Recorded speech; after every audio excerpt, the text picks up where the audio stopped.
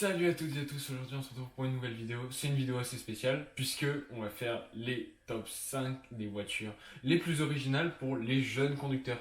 Alors pourquoi les plus originales? Parce que j'en ai marre de voir des polos, des jeunes conducteurs qui se font chier dans leur pauvre polo, dans leur pauvre Clio 75 chevaux, dans leur pauvre 207, 90 chevaux, c'est triste. Je veux que ça change, je veux proposer des nouvelles choses, des nouveaux modèles un peu plus intéressants, qui ont un peu plus, peut-être, qui sont un peu plus chiants à réparer. Mais là, on aime les voitures, donc on aime des voitures originales, donc on est prêt à mettre un peu d'argent. Non, je rigole, en vrai, faites ce que vous voulez, c'est cool, même si vous avez une 206, 1 litre 6, 4, 2 litres 90 chevaux. On s'en fout, c'est pas grave. Mais je vais quand même vous proposer un petit top 5 des voitures originales pour les jeunes permis. On commence tout de suite avec ma préférée de stop. C'est pas bon pour le Weinstein, mais c'est pas grave. C'est la Jaguar X-Type. Alors, c'est en fait la Jaguar X-Type, c'est une voiture qui est vraiment mal aimée parce que à la base, c'est une Ford Mondeo. Et ça en fait une voiture qui est ultra fiable. Les pièces sont pas chères à trouver. On la trouve souvent en dessous de 5 000 euros. Il y a tous les moteurs. Il y a le 3 litres V6. Il y a le 2 litres 5 V6 en 4 motrices ou en traction. Il y a le 2 litres essence aussi. En V6 aussi. Il y a que des V6 en essence. C'est génial. Il y a du diesel, le 2 litres et le 2 litres 2. Donc vraiment, il y a vraiment plein de moteurs pour tous les prix, pour tout ce que vous voulez. Ça c'est super, elle a un style qui est exceptionnel, j'adore. Un style qu'on ne fera sûrement plus jamais, qui se perd un peu, vraiment très original. Donc foncez, je pense que c'est le meilleur du top. On continue avec une Renault Safran. Alors pourquoi une Renault Safran? C'est une voiture qui n'est pas très originale, on en voit souvent, quoique de plus en plus rare, mais l'intérêt de cette voiture c'est qu'il y a un petit V6 à l'intérieur. Ce qui est intéressant, c'est pas la voiture la plus originale, mais je trouvais marrant de la mettre dans ce top là en V6, c'est très intéressant pour ce prix là, donc on va pas s'en priver. Ça fait toujours plaisir, et en plus la voiture est plutôt grande, plutôt spacieuse, c'est pas la meilleure qualité de finition, c'est pas le meilleur, mais c'est pas mal, je trouve qu'elle avait sa place dans ce top là. Surtout que la gueule, franchement, elle est pas trop vieillissante. Elle commence à vieillir un peu, mais je trouve que ça va.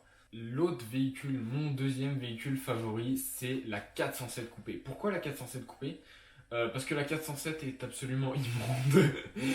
L'avant ça va, mais l'arrière est absolument moche au possible. La 407 coupé, franchement, elle corrige tous ses défauts, ce qui est absolument génial. Je kiffe l'arrière de la 407 coupé, je kiffe l'avant, je kiffe le profil. Je trouve que c'est une voiture relativement polyvalente, elle est vraiment jolie avec son volume 3 avec son 3 volumes, cette belle malle arrière. En plus, il y a un petit détail sur la 407 coupé que j'adore, c'est au niveau du 407, c'est là où, dans le 0 du 7, c'est là où est le bouton du coffre. Je trouve que c'est super bien intégré, ça rend super bien.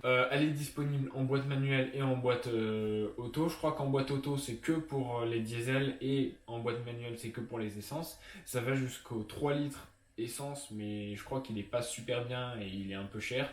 Et donc moi le meilleur choix c'est le 2 litres 7 V6 diesel qui est partout dans tous les moteurs de chez Peugeot, dans toutes les voitures de chez Peugeot, il est partout ce moteur. Il est assez fiable, c'est pas le plus fiable de la gamme mais il est assez fiable. Il a la santé, il fait quand même 200 chevaux donc il y a de quoi s'amuser. C'est une traction, c'est un peu dommage mais c'est pas très grave. Pour 5 000 euros je pense que c'est pas trop mal, on a déjà un V6 diesel de 2 litres 7 et un putain de beau véhicule avec un bel intérieur. On peut choper des intérieurs cuir vraiment pas mal du tout. Le quatrième choix, c'est le Toyota RAV4. Pourquoi j'ai mis le Toyota RAV4? Parce que je me suis dit qu'un 4x4 c'était vraiment bien. Un 4x4 dans ce top là, c'est intéressant, surtout si vous habitez un peu à la campagne, etc. C'est un véhicule qui est absolument indestructible. Alors il va être un peu chaud d'avoir dans les 5 000 balles, mais je pense que c'est un choix. C'est un choix, vous pouvez y aller les yeux fermés, c'est des Toyota, c'est des moteurs indestructibles, châssis indestructible, ça rouille pas.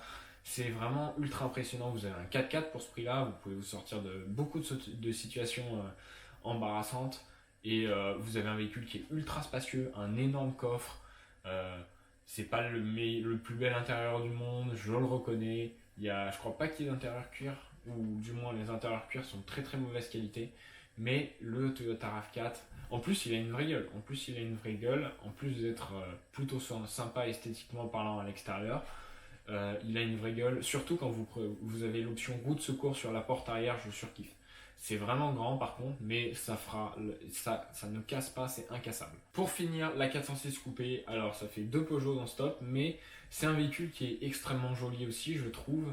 Vraiment très très très sympa.